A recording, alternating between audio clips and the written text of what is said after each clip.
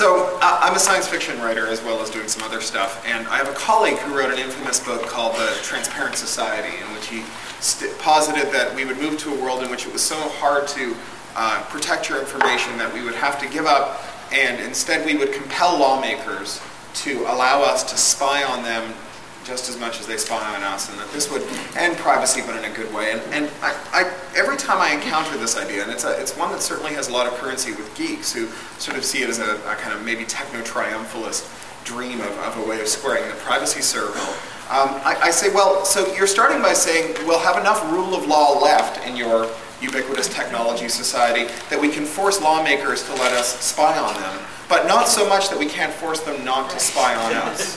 And I think that this is the important thing to keep in mind as we start talking about the intersection of technology and privacy, is that we're not just talking about what technology does, we're talking about what policy and law do too.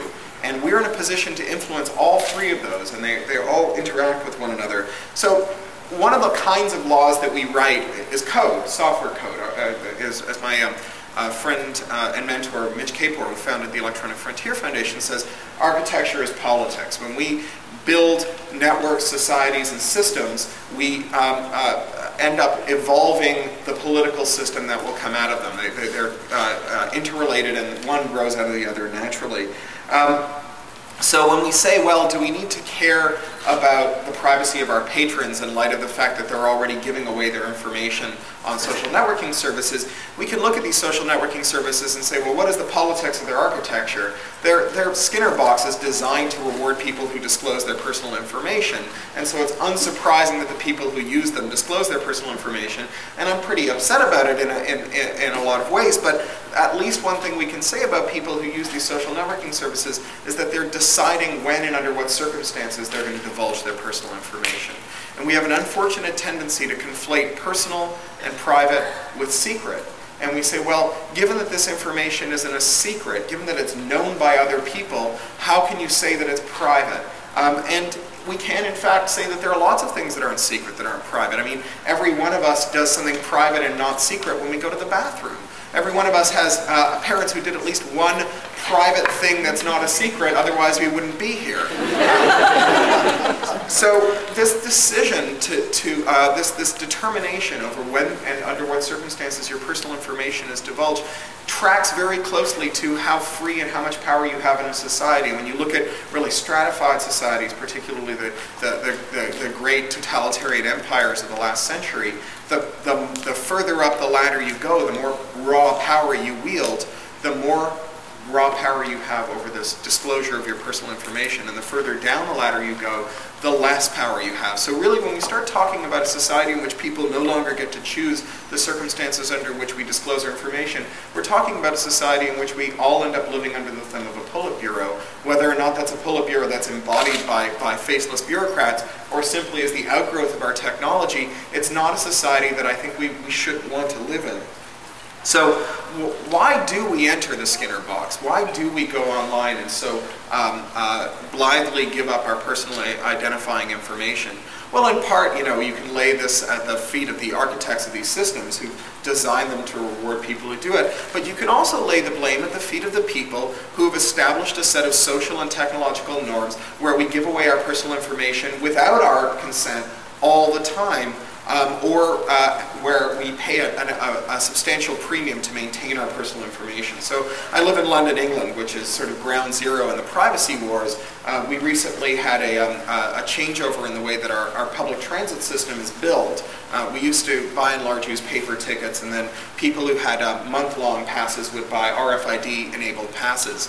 And they wanted to change that over to a system where everyone used RFID-enabled passes. So what they did is they said, well, starting January 1st, 2006, we're going to offer a discount to people who use RFID-enabled passes. What they did was they tripled the cost of using a paper pass, and then they kept the price of using the RFID-enabled pass static and said, here's your discount.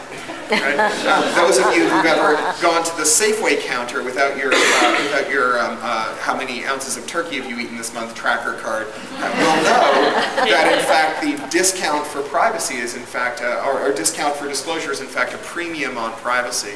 And that this is aimed at staples, and it's aimed at the staples consumed by the the poorest and least capable in our society, the people who have the least choice over what they're going to buy. And so it's really not a level playing field, and it's not a fair game. And I really admire Daniel's remarks, but I think that it's a mistake to say that consumers don't care about privacy and that's why businesses don't make it a priority.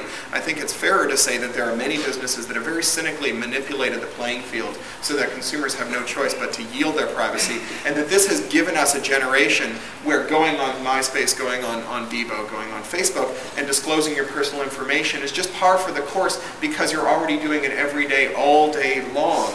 And it's not happening just in our commercial environments, but also increasingly in our libraries and in our schools, where it's become the norm that we track all of the internet activity, where we track the books that are checked out, where this information is gathered by default by our tracking systems, and where you have to make an explicit act of will and really know what you're doing to turn off the logging in your systems. Our vendors have built this into our systems.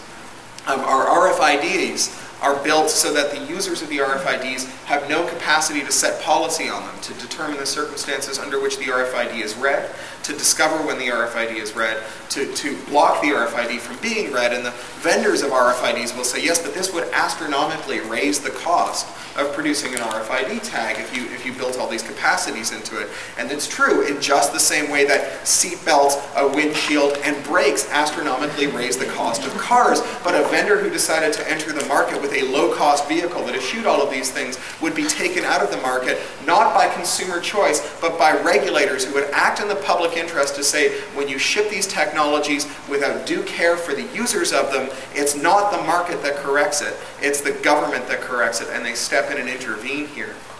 The problem with gathering all this information is not that the state will have the perfect ability to predict everything that we do and stop us from doing it and intervene on us. The problem is that on the one hand it creates this climate where we have less respect for our own personal privacy, and on the other it creates an environment where people who are malicious have the opportunity to inspect the record of your life and find in it one or more things that are wanting. There's very few of us who'd be willing to have everything we do splashed on the front page of the New York Times, or as Cardinal Richelieu said, give me 6 lines in an honest man's hand and I'll find in them a reason to hang him.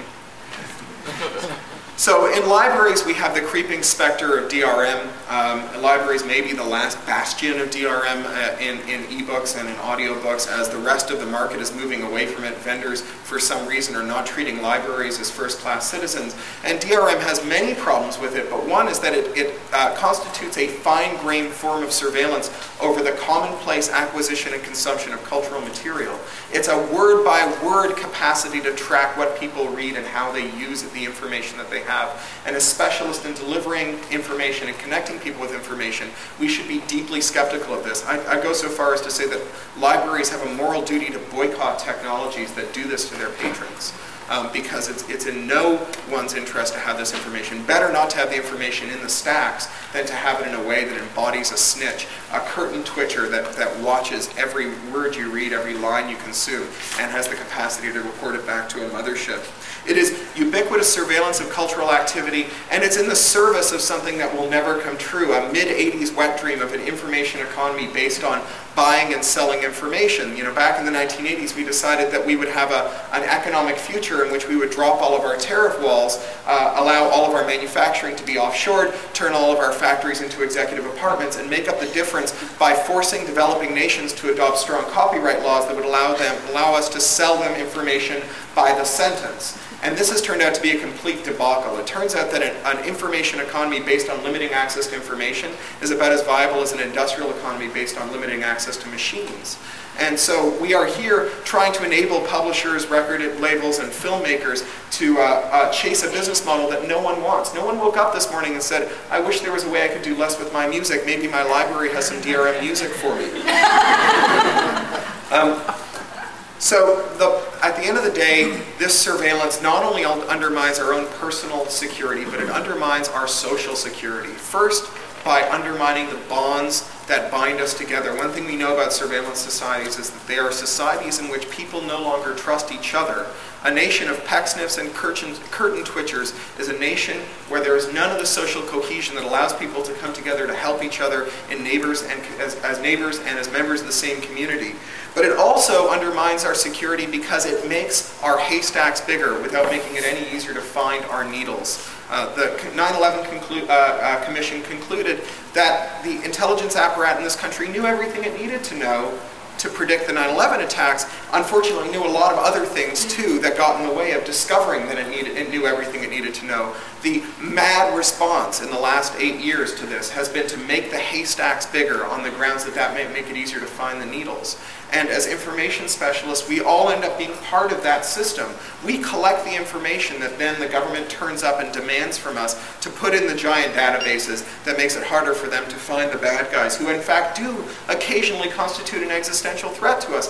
I live in London. On 7/7, they blew up the bus I take to work every day and the train that my wife takes to work every day. I happened to be teaching in Michigan that day, and my wife happened to be 10 minutes late for work that day. So this stuff matters to me. I'd love it if we could catch people who wanted to blow up public transit. I don't think we do that by making it harder for specialists in intelligence to find the actual valid intelligence by filling the field with so much radar chaff that no one can actually spot the important stuff there for all the unimportant stuff we've gathered. The other way that it weakens our security is because it gives us surveillance instead of policing. In London, where we have, I think it's 14 CCTVs per blood cell now in London. In the remote rail stations, the remote tube stations, we've replaced the night guards who would stand watch over the turnstiles with cameras. And one of the problems of this is that cameras are only forensic. Once you have that many cameras, no one watches them. So they only allow you to solve crimes after the fact, and not very often at that. They rarely prevent crimes the way a human being sitting in a guard's booth might be able to. So my friend Thomas was coming home from work a couple of years ago, and he came out of his train station and was followed up by 3 young men who followed him to his door, mugged him for his mobile phone, and stabbed him to death on his doorstep. And afterwards they caught him, but he was already dead.